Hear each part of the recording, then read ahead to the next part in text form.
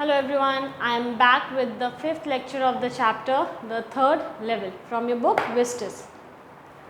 Students, in the previous lecture we have already discussed that Charlie wants to escape through the third level to Galesburg, Illinois. ठीक है, वो Galesburg जाना चाहता है. Third level तो पहुंच गया है वो ग्रैंड सेंट्रल स्टेशन का. And from there he wants to buy 2 tickets for him and his wife Louisa. वो वहाँ से 2 टिकट खरीदना चाहता है, एक अपने लिए और एक अपनी वाइफ के लिए. And from there he wants to escape to Galesburg, Illinois, because it is a very peaceful place. But when he goes to buy the ticket he finds himself in trouble. ऐसा क्या होता है? Because he has the currency which was not for the 1894 generation. 1894 में वो currency नहीं चलती थी and that time the currency use to be bigger in size. उस टाइम पे जो करेंसी थी वो नोट जो थे वो बड़े थे, ठीक है, बड़े साइज़ के थे. तो क्लर्क समझता है that he is a fraud और he is some kind of tramp and he does not have any money. उसके पास कोई पैसे नहीं हैं and he is there to skin him. Alright, तो वहाँ से चार्ली चला जाता है, भाग जाता है. Now will see what happens next in the chapter. And that was that. बस यही जो था यही था, यहीं तक मैं गया टिकट लेने को. वहाँ से जल्दी भागा कि इससे पहले ये लोग मुझे जेल भेज दें. वहाँ से मैं जान बचाकर निकला. I left the same way I came. वो जिस तरीके से गया था वो उसी तरीके से वापस आया. आई सपोज़, उसको याद भी नहीं है, शायद. आई सपोज़, मैं सोचता हूँ. Next day, during lunch hour, I drew $300 out of the bank, nearly all we had, and bought old-style currency that really worried my psychiatrist friend. Charlie का डेस्परेशन, चार्ली की वो तलब कि उसको बस वहाँ से जाना है. वो क्या करता है, उसके अकाउंट में जितने भी पैसे होते हैं, करीबन $300, वो सारे के सारे पैसे निकाल लेता है, विड्रॉ कर लेता है. और सारे पैसों को क्या करता है, वहाँ ले जा कर के एक्सचेंज करता है. हर जगह पे ऐसे काउंटर्स होते हैं या बैंक होते हैं जहाँ पे आपको, या एयरपोर्ट में भी दूसरी जगह की करेंसी आपको मिलती है. आपके अपने पैसे आप लेकर के जाओगे, अपनी कंट्री का करेंसी, फिर वहाँ से वो उसको क्या करते हैं, एक्सचेंज कर देते हैं. लेकिन दिस इज़ इलीगल कि आप एक कंट्री में दूसरे कंट्री का करेंसी लेकर नहीं घूम सकते हो. आपको वहाँ उस कंट्री के बॉर्डर को क्रॉस करते ही अपनी करेंसी को एक्सचेंज करना होता है उस कंट्री के करेंसी से, ठीक है. तो ये क्या करता है, और बहुत सारे ऐसे लोग होते हैं जिनको शौक़ होता है अलग अलग टाइप की करेंसी को जमा करके रखने का. तो इसलिए कुछ लोग हैं जो लोग पुरानी करेंसीज रखते हैं और आज के बदले के पैसे में वो पुरानी करेंसीज को बेच देते हैं. तो यहाँ पे भी ये किसी ऐसे इंसान को जानता है और अपने $300 को लेता है. $300 is a large amount of money. वो जितने पैसे होते हैं उसके पास वो बैंक से निकालता है और सारे के सारे पैसों को क्या करता है, ओल्ड स्टाइल करेंसी में चेंज कर देता है. अब इस बात का पता जैसे ही साइकेट्रिस्ट फ्रेंड को चलता है वो परेशान हो जाता है, वरिड हो जाता है, क्योंकि ये पागलपन है, ये उसका नेक्स्ट लेवल है ना. कोई चीज़ जो एग्जिस्ट ही नहीं करती है उसके पीछे ऐसे भागना कि अपने घर की चीज़ों को नीलाम कर देना, बेच देना. ये इस तरीके का हेलुसिनेशन जब होता है या माइंड या मेंटल इलनेस जब होता है, दैट मीन्स कि इंसान बहुत डीपली अफेक्टेड है, बहुत ज़्यादा, ठीक है. You can buy old money at almost any coin dealer. कुछ कॉइन डीलर्स होते हैं, वहाँ पे आप जा कर के कोई भी करेंसी को ख़रीद सकते हो. बट यू हैव टू पे अ प्रीमियम. बस आपको कुछ पैसे उसको एज अ कमीशन देने होते हैं. माई $300 bought less than 200 in old style bills, but I didn't care. मतलब पागलपन का हद. उसके $300 को जब एक्सचेंज करता है उसको $200 से भी कम मिलते हैं पुरानी करेंसी के हिसाब से. मतलब उसको इतना लॉस होता है, $100 के आसपास का उसको लॉस होता है, लेकिन उसको कोई फ़र्क नहीं पड़ता है. वो कहता है I don't care, I didn't care, मुझे कोई फ़र्क नहीं पड़ा. क्यों? एग्स वर 13 cents अ डज़न इन 1894. क्योंकि उसको याद है कि 1894 में अंडों का जो दर्जन होता था, एक दर्जन अंडा वो सिर्फ 13 सेंट में मिल जाता था. सेंट जैसे हमारे यहाँ सिक्का होता है ना, वैसे ही वहाँ पे सेंट होते हैं. और जो नोट होते हैं उसको डॉलर कहते हैं, ठीक है, हमारे यहाँ रुपी कहते हैं उसको। तो वैसे ही वो हमारे जो पैसा है दैट इज़ सेंट और रुपी इज़ डॉलर, तो वैसे ही वो डॉलर्स को एक्सचेंज करता है तो उसको $100 का लॉस होता है, लेकिन उसको इसलिए फ़र्क नहीं पड़ता है क्योंकि उसको पता है कि चीज़ें वहाँ पे सस्ती होने वाली हैं, है ना। 1894 में जब मैं था तो अब हमारे यहाँ पे ही देख लो ना कि पहले हमारे दादी या दादाजी के टाइम पे वो लोगों से बात करोगे तो वो लोग बोलेंगे कि साड़ी खरीदते थे तो 12, 13, 10 रुपये में ख़रीदते थे, 50 रुपये बहुत बड़ी बात थी, 100 रुपये 50 रुपये उनका पगार होता था, है ना। सो ये सारी मतलब उस टाइम पे कम पैसे में ही चीज़ों को ख़रीदा जा सकता था। आप कभी बात करोगे तो आना यानी कि जो 25 पैसे होते थे, 1 पैसे 2 पैसे, इन सब का भी मूल होता था। आप अगर पुरानी मूवीज़ देखोगे ब्लैक एंड वाइट मूवीज़ तो उसमें बहुत इंटरेस्टिंग लगता है वो लोग। कुछ मूवीज़ में राज कपूर की मूवी है, उसमें देखोगे कि वो किस तरीके से एक एक आना को कलेक्ट करता है ना, तो दैट इज़ पैसा।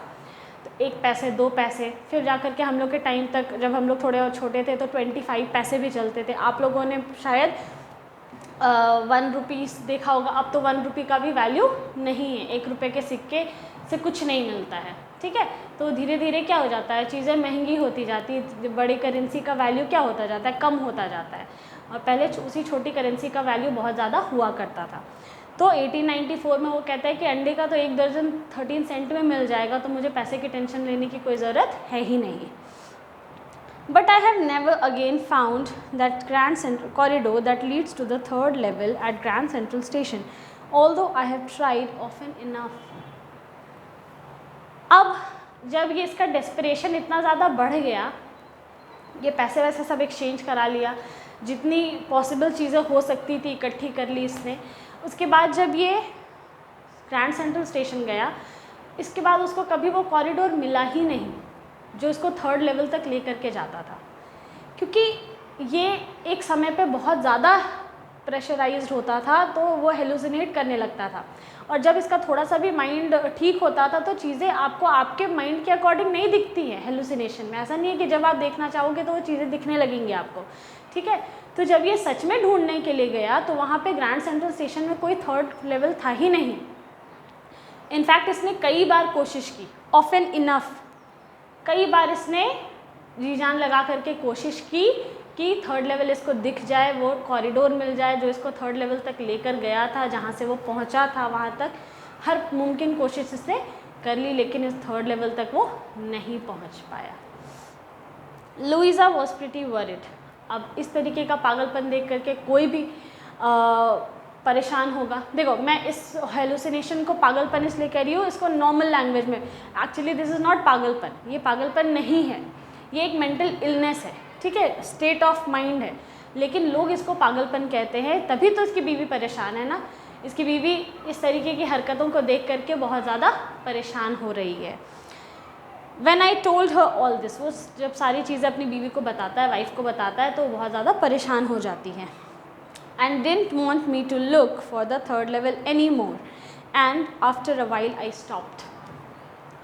उसकी बीवी इसको चेतावनी देती है कि बहुत हो गया, अब आप 3rd लेवल को नहीं ढूंढेंगे, बहुत हो गया, अब आप बंद करिए 3rd लेवल को ढूंढना, ठीक है। और ये रुक जाता है कि अब ये 3rd लेवल की तलाश करना बंद कर देता है, उसको ढूंढना बंद कर देता है। I went back to my stamps, और वो कहाँ चला जाता है, वापस अपने स्टैम्प कलेक्शन में वो गुम हो जाता है।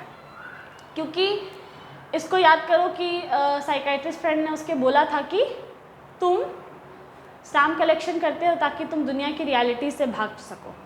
वो स्टैम्प कलेक्शन छोड़ता है तो वो हेलुसिनेट करने लगता है, तो वो उसको कुछ ना कुछ चाहिए जिससे वो बाहर की दुनिया का जो रियलिटी है उससे दूर रहे, ना उसको देखे, ना उसको समझे, ना उसको महसूस करे, ठीक है। क्योंकि वो देखेगा समझेगा उसको तकलीफ़ होगी, इसलिए वो चाहता ही नहीं है उन चीज़ों को महसूस करना। तो इसीलिए जब ये 3rd लेवल, थोड़े दिन पहले तक इसका ऑब्सेशन था 3rd लेवल को ढूंढना, जब वो रुक गया तो ये वापस से अपने स्टैम्प कलेक्शन की हॉबी में चला गया। अच्छा, कलेक्टिंग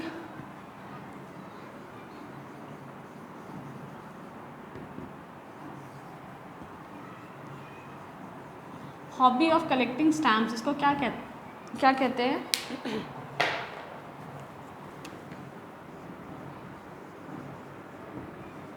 फिलैटली, इसे कहते हैं फिलैटली, ठीक है। हॉबी ऑफ कलेक्टिंग स्टैम्प्स, जिन लोगों की हॉबी होती है स्टैम्प कलेक्शन का, इस शौक को बोला जाता है फिलैटली, ठीक है। Now I went back to my stamps, ये अपने स्टैम्प्स वाली दुनिया में वापस चला जाता है, स्टैम्प कलेक्शन में लग जाता है। But now we were both looking every weekend because now we have proved that the third level is still there. और अब जब स्टैम्प कलेक्शन में ये घुस जाता है, मतलब वापस इन्वॉल्व हो जाता है, तब ये और इसकी वाइफ दोनों मिल करके थर्ड लेवल को ढूंढने लगते हैं। क्यों? क्योंकि शायद इन लोगों को कोई प्रूफ मिला है कि थर्ड लेवल एग्जिस्ट करता है, और इसीलिए अब दोनों मिलकर ढूंढ रहे हैं थर्ड लेवल को। Because now we are both looking, अब हम लोग दोनों ढूंढ रहे हैं एवरी वीकेंड, हर छुट्टी, हर संडे, सैटरडे संडे को हम लोग यही देखने जाते हैं कि थर्ड लेवल है कि नहीं।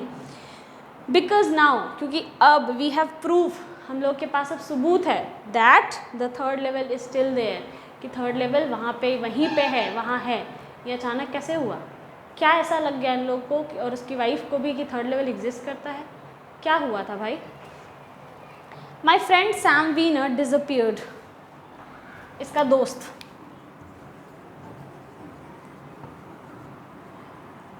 सैम वीनर ये डिसअपियर हो गया था। ये सैम वीनर कौन है? रिमेंबर मैं आपको कैरेक्टरिस्टिक बता रही थी, कैरेक्टर्स बता रही थी जब डिस्कस करी थी, तो मैंने 2 कैरेक्टर्स को डिस्कस किया था। First character was Charlie and the second was Luisa. Third character मैंने बताया था कि हमारा साइकेट्रिस्ट है, लेकिन उसका नाम अभी तक चैप्टर में डिस्कस नहीं किया गया। This is the name of the psychiatrist.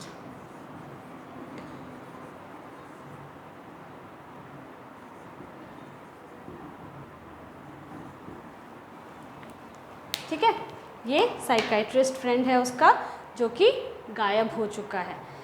Now psychiatrist friend,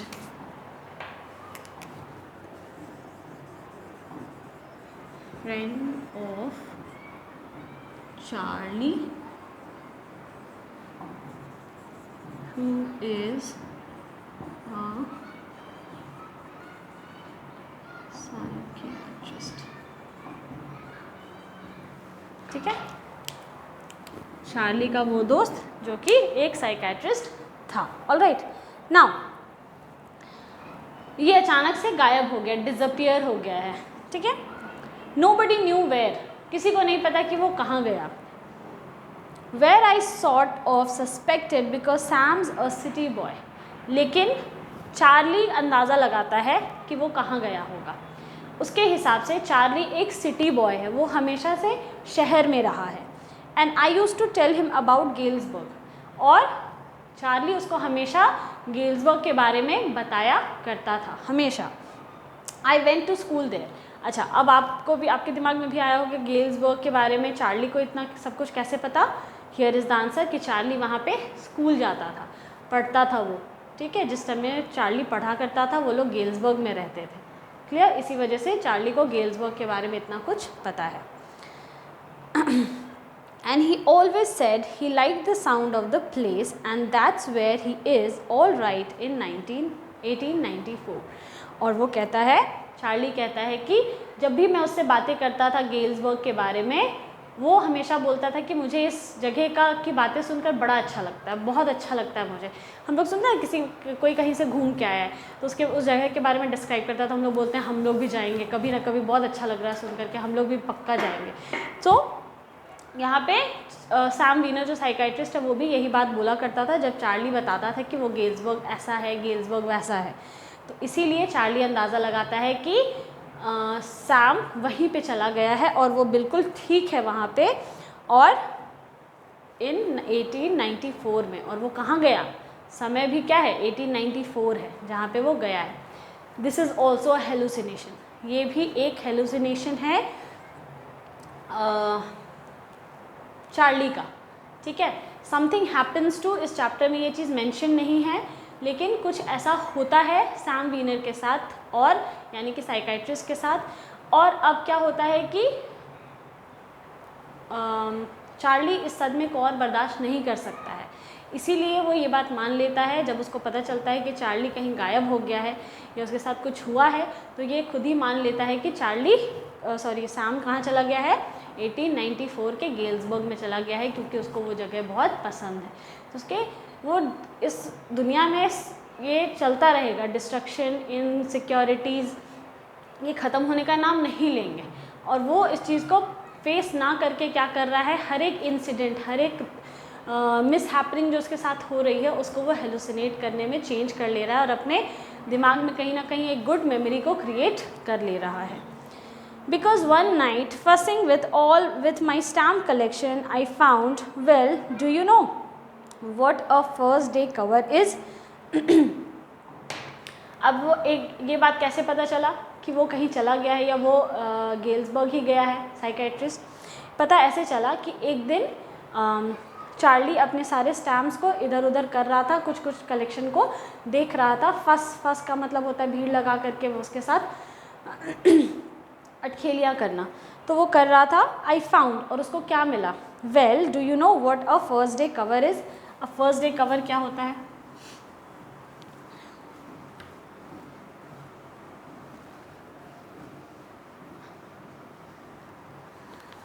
जो लोग स्टैम्प कलेक्शन करते हैं वो लोग जिस दिन पहला स्टैम्प इशू होता है उसके साथ वो लोग एक पोस्ट कार्ड लेते हैं, ठीक है, और उस पोस्ट कार्ड में वो नया वाला स्टैम्प लगा करके, ठीक है, जिस दिन वो इशू होता है, सपोज़ नया स्टैम्प आया मार्केट में, ठीक है, तो वो लोग उसके साथ एक पोस्ट कार्ड खरीदते हैं, उसमें वो स्टैम्प लगाते हैं और अपने ही एड्रेस पे उसको पोस्ट कर देते हैं, ठीक है।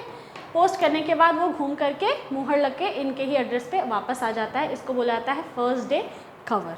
क्या बोला जाता है? First day cover. When a new stamp is issued, जब एक नया स्टैम्प इशू किया जाता है, stamp collectors buy some and use them to mail envelopes to themselves. जो स्टैम्प कलेक्टर्स होते हैं वो उसको ख़रीदते हैं और उसको यूज़ करते हैं एनवेलप में लगा करके मेल करने के लिए, और ख़ुद को ही मेल करते हैं on the very first day of the sale, और वो पहले दिन ही जिस दिन बिकता है वो। And the post mark approves the date, और पोस्ट मार्क जो होता है, जो पोस्ट ऑफिस में उस पर मोहर लगता है, उसको अप्रूव किया जाता है, ठीक है।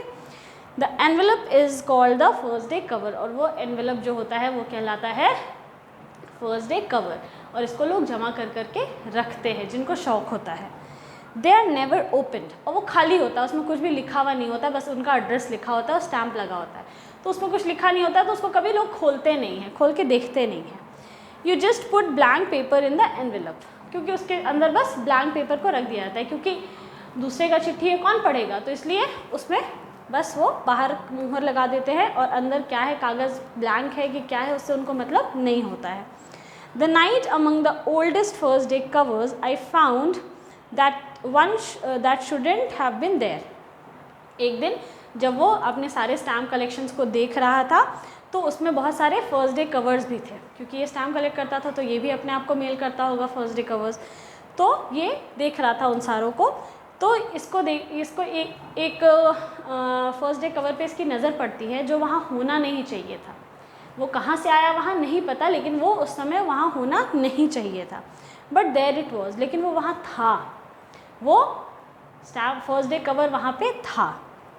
It was there because someone had mailed it to my grandfather, और वो वहाँ क्यों था वो फर्स्ट डे कवर? क्योंकि किसी ने उस फर्स्ट डे कवर को उसके दादाजी को मेल किया था, ठीक है, चार्ली के दादाजी को वो फर्स्ट डे कवर किसी ने मेल किया था at his home in Galesburg, और एड्रेस था गेल्सबर्ग का। That's what the address on the envelope said, उस एड्रेस जो एनवेलप पे जो एड्रेस लिखा था वो गेल्सबर्ग का था। And it had been there since July 1894, और उस पर जो डेट लिखा था वो था जुलाई 1894, ये थी तारीख उस पर। All the stamp was 6 cent dull brown with a picture of President Garfield, और जो फर्स्ट डे कवर था पोस्ट कार्ड, उस पर जो पोस्ट मार्क था ये तो डेट लिखा था, और स्टैम्प जो था वो 6 सेंट का था। स्टैम्प खरीदने में पैसे भी लगते हैं, तो वो 6 सेंट का था, डल ब्राउन कलर का था, और उस पर जो पिक्चर थी वो प्रेसिडेंट गारफील्ड की थी। जनरली वो प्रेसिडेंट या हमारे यहाँ जैसे नोट होता है तो उसमें महात्मा गांधी का फ़ोटो होता है, तो वगैरह वगैरह अलग अलग स्टैम्प्स पे अलग अलग होते हैं, उनके प्राइस भी अलग अलग होते हैं। तो वो जो स्टैम्प था वो 6 सेंट का था, 6 पैसे जिसको हम लोग बोलेंगे हिंदी ये इंडियन करेंसी में। तो वो डल ब्राउन कलर का था, बदरंग बिल्कुल ब्राउन, और उस पर प्रेसिडेंट गारफील्ड का फ़ोटो बना हुआ था। नेचुरली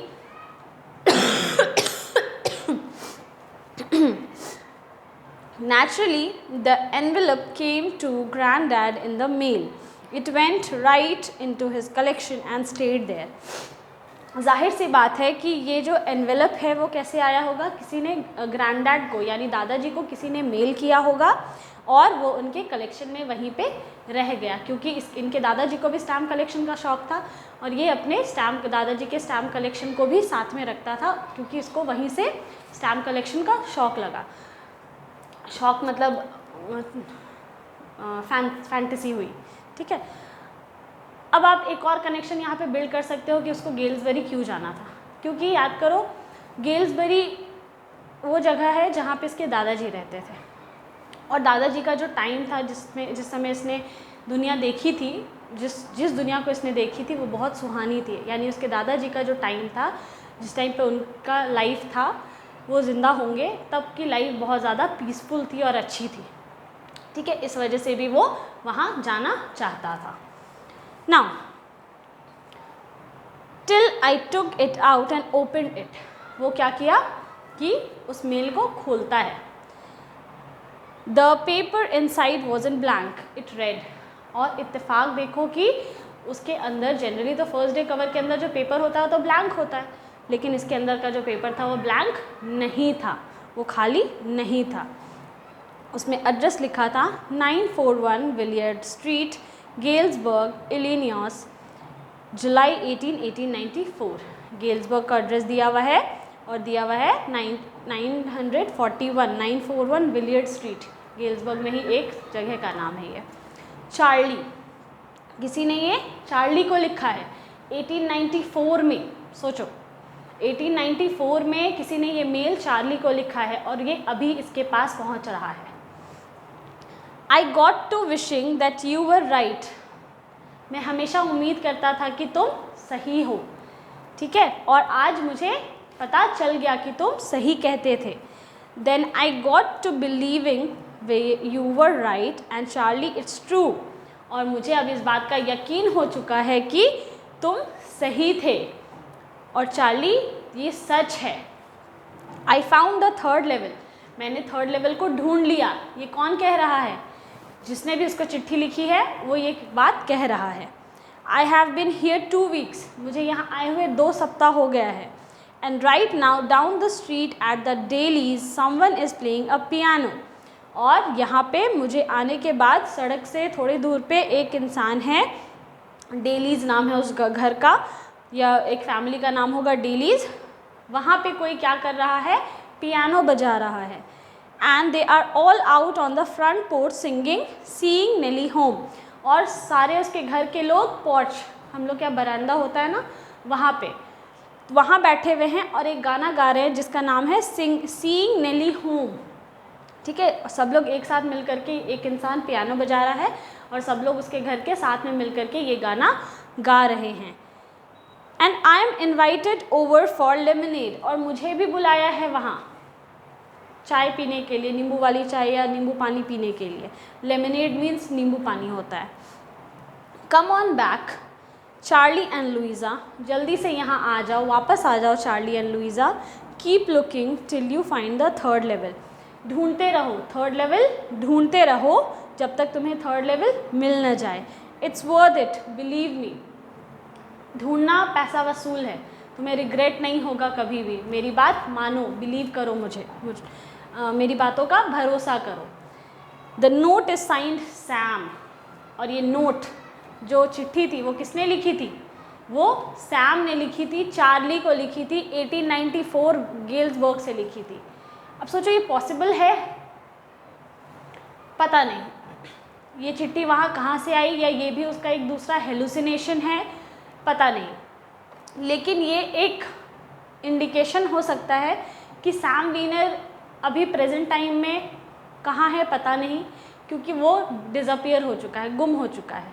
अब उसने थर्ड लेवल को ढूंढा कि नहीं ढूंढा, ये वहाँ चला गया। यह सैम वीनर का गुम होना चार्ली को इतना ज़्यादा इफ़ेक्ट कर गया कि वो इमेजिन कर रहा है कि वहाँ से उसको चिट्ठी लिख रहा है वो, और एक उम्मीद हमेशा बांधे रखेगा चार्ली कि उसको थर्ड लेवल, यानी कि उसको third level is equals to peace, सुकून।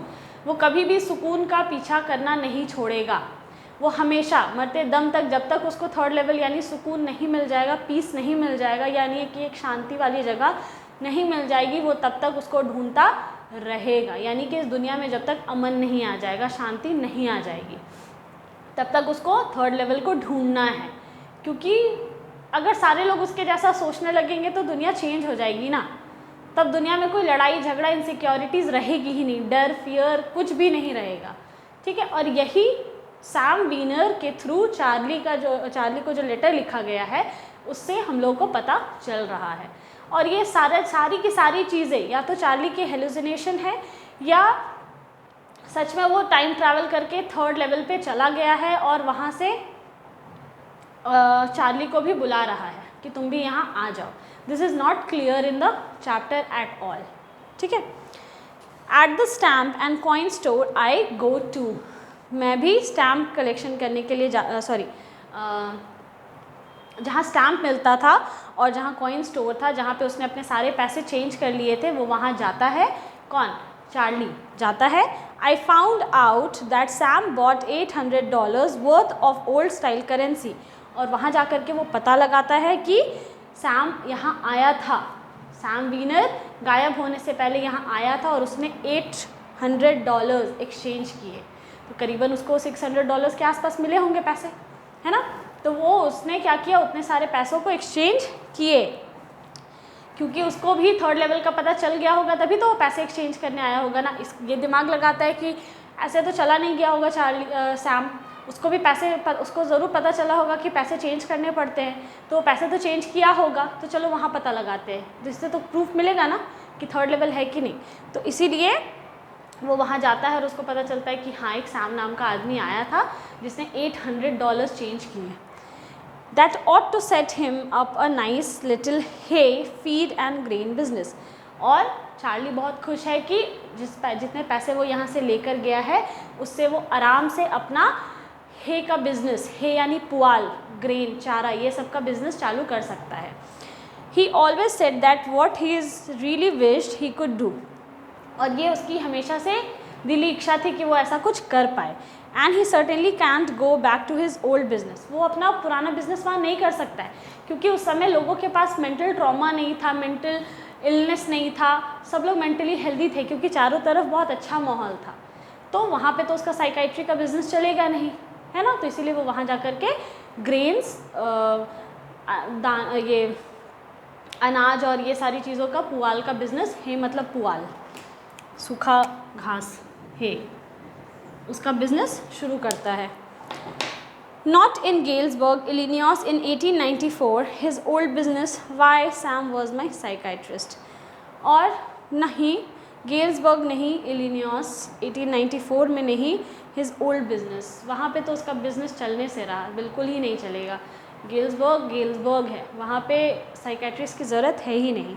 Sam was my psychiatrist, Sam सिर्फ मेरा साइकाइट्रिस्ट था, ठीक है। So here the chapter ends and here the chapter, और you can say the author has put us with a question और left us with a question. वो एक question के साथ हम लोग को छोड़ देते हैं। We also don't know that does the third level exist और not, whether the third level existed or not. So this was the chapter. I hope you found it interesting and you enjoyed learning the chapter. Thank you.